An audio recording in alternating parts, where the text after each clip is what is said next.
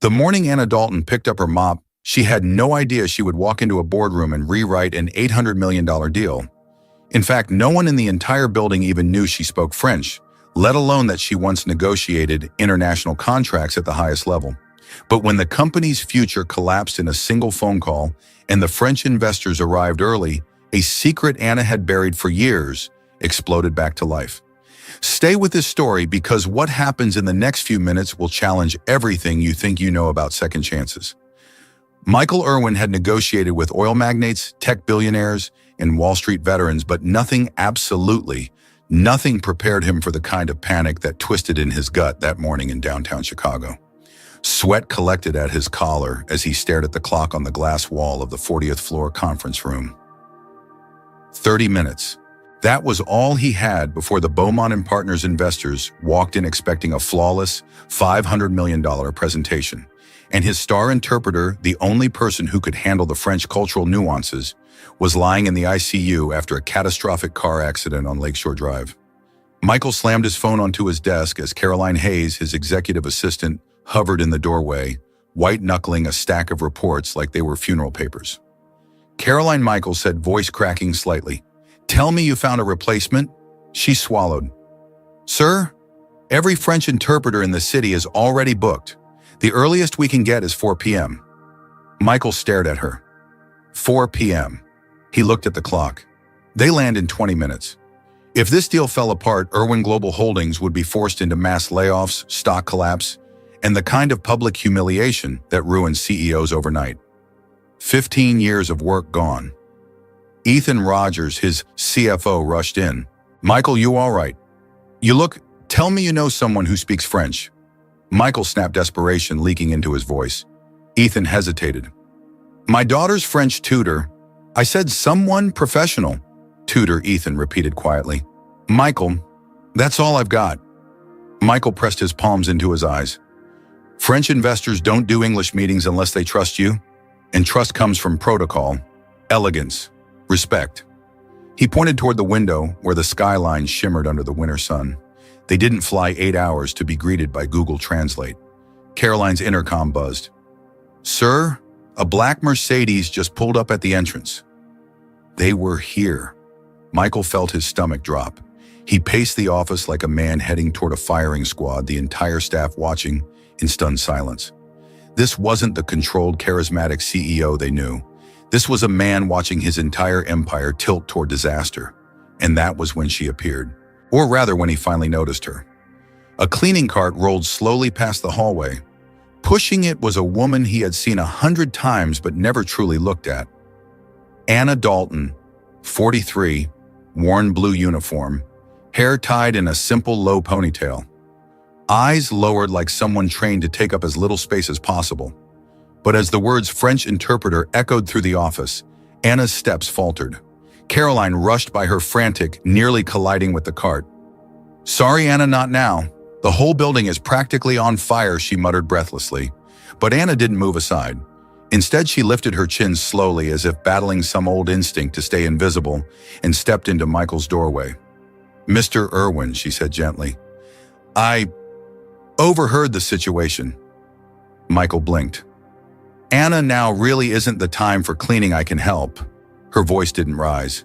It didn't tremble, but it landed with the weight of something dangerous and unexpected. Michael stared. "Anna, help?" How Anna swallowed fingers, tightening around the handle of her cart. "I speak French, fluently." Silence crashed into the room. Even Caroline froze. Michael blinked once, then twice. "You." "What, I lived in France for 12 years, Anna said. "Worked there. I know the culture. The etiquette." Her voice deepened, shifted slightly, becoming something elegant, almost aristocratic as she added softly, "Je peux vous aider, Monsieur Irwin, si vous me faites confiance." "I can help you, Mr. Irwin, if you trust me." The French rolled off her tongue like silk. Caroline's jaw dropped. Ethan's eyebrows shot up. Michael stared at Anna as though she had split open a door he didn't know existed. "Caroline," Michael whispered, "get her into a blazer. Now." "Ethan, stall the Beaumonts at the lobby. Tell them we're preparing a private suite for their comfort." "Move." The office scrambled to life. Caroline practically pulled Anna into the executive washroom. "Anna, if you're lying and this goes wrong, even a little, Michael will fire all of us." Anna looked into the mirror. A tired woman stared back, dark circles, lines of exhaustion, uniform fading from years of bleach. But behind the fatigue, something sharp flickered, something powerful. "I'm not lying," she said quietly, "and you'll need to trust me too." Carolyn handed her a navy blazer and crisp white blouse. Anna slipped into them as if she had done it 1,000 times before. "Wow," Carolyn whispered. "You look like a..." But Anna cut her off. "No time. Tell me everything about the meeting." 5 minutes later, transformed and steady-eyed Anna stepped into Michael's office. And for the first time he saw her, not the cleaner who emptied bins and mopped executive floors, but a woman with unmistakable poise, a woman who carried herself with the confidence of someone who once stood at the top and had fallen. "Anna," Michael said quietly before we walk in there, "I have to ask, are you absolutely sure you can do this?" She met his eyes with a calm that could steady earthquakes. "Mr. Irwin, I've closed multi-million-dollar deals with French executives who make the Beaumonts look like interns." Michael's heart thudded. "Who exactly were you before this?" Anna gave a small, sad smile. "A different version of myself, one I thought was gone forever." Down the hall, the elevator bell chimed. The Beaumont investors were stepping out. Michael straightened. "All right, Anna, this is it." She squared her shoulders. "No," she corrected softly. "This is only the beginning." And together they walked toward the conference room, unaware that the next 3 hours would change both of their lives and the future of Irwin Global Holdings forever. Do you feel Anna is hiding even deeper secrets that no one in the company suspects? The double doors of the conference room closed behind them with a soft, dignified thud, the kind that told you every breath inside had weight. 3 impeccably dressed men, Jean-Claude Beaumont, his son Philip, and their financial chief, looked up as Anna and Michael entered. The air shifted instantly. It wasn't just surprise, it was assessment. The French were masters at it. Anna stepped forward before Michael could introduce her, dipping her head with perfect subtlety and offering a greeting in French so fluid and elegant, the room paused as if suspended between heartbeats. Even the seasoned investors blinked, not expecting perfection. Natalie's low uniform had been replaced by a blazer that looked like it belonged in an embassy. Her posture, her tone, her measured breaths, she wasn't pretending. She was stepping back into a life she had once lived. Michael stood beside her, utterly silent, watching something he didn't yet understand. A few minutes ago, he had been ready to lose everything. Now he felt as if he were witnessing the opening scene of a miracle.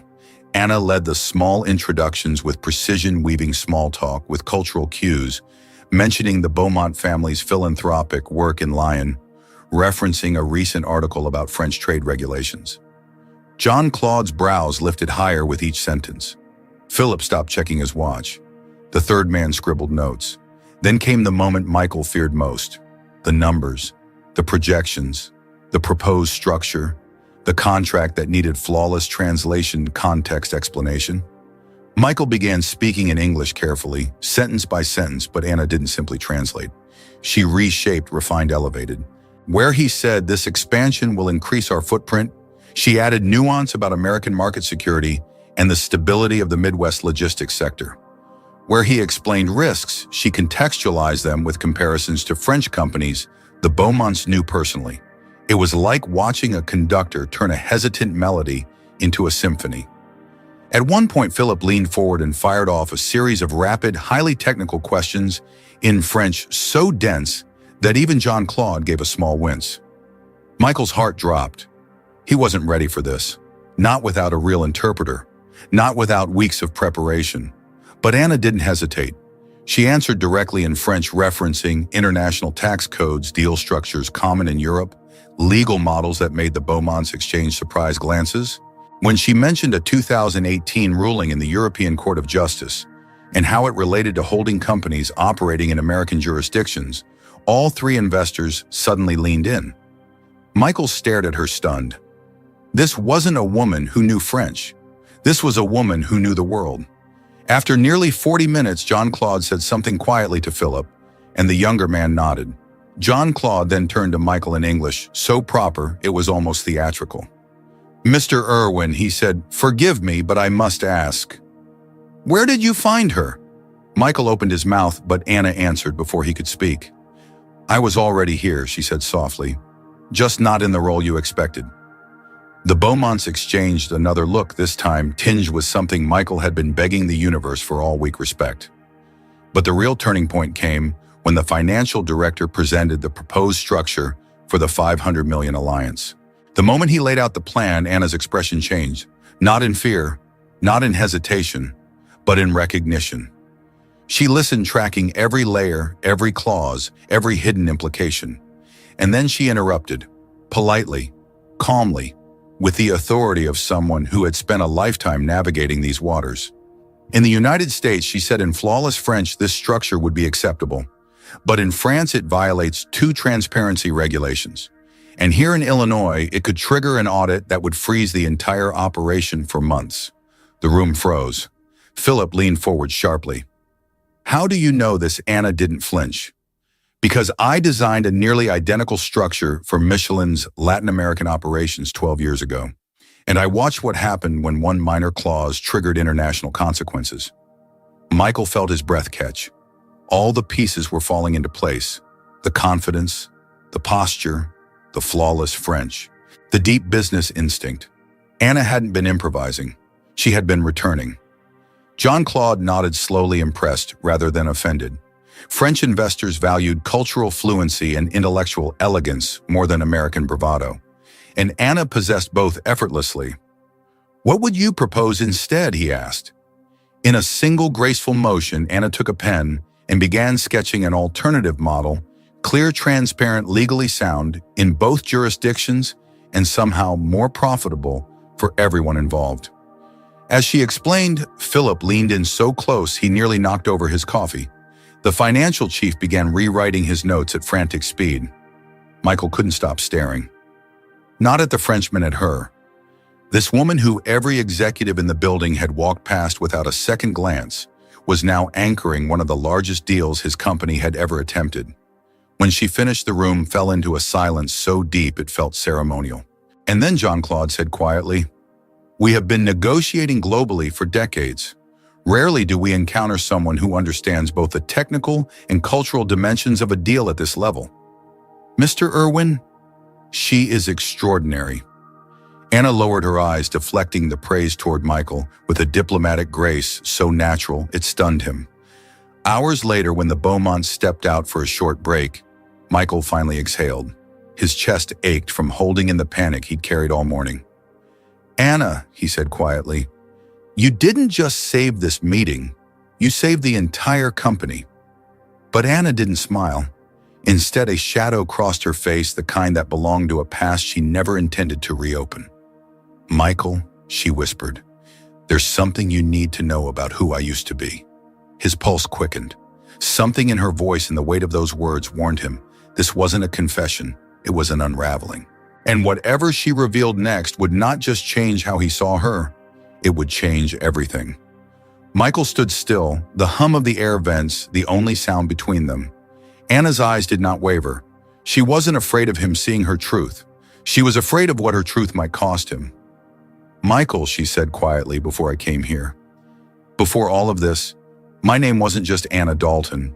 In France, I was known as Anna Christina Dumont, Director of Operations for Michelin Latin America. I negotiated contracts larger than this entire building. I shaped international strategy. I lived a life that felt carved from ambition." Michael felt a shifting weight in his chest.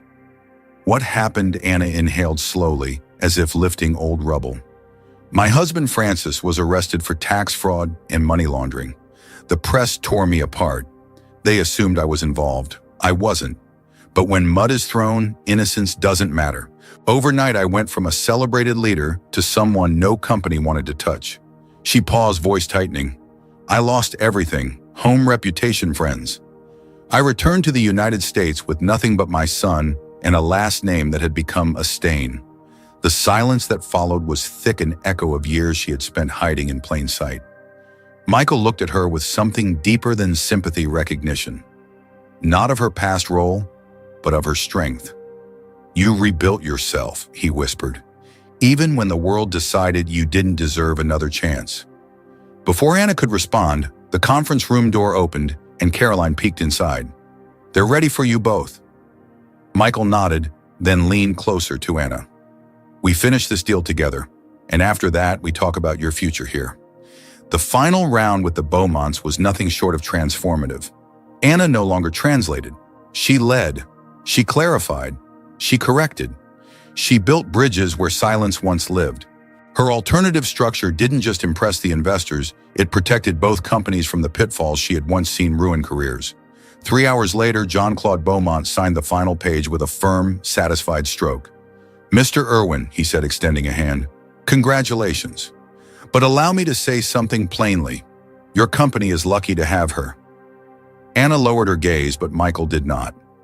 "Yes," he replied, "we are."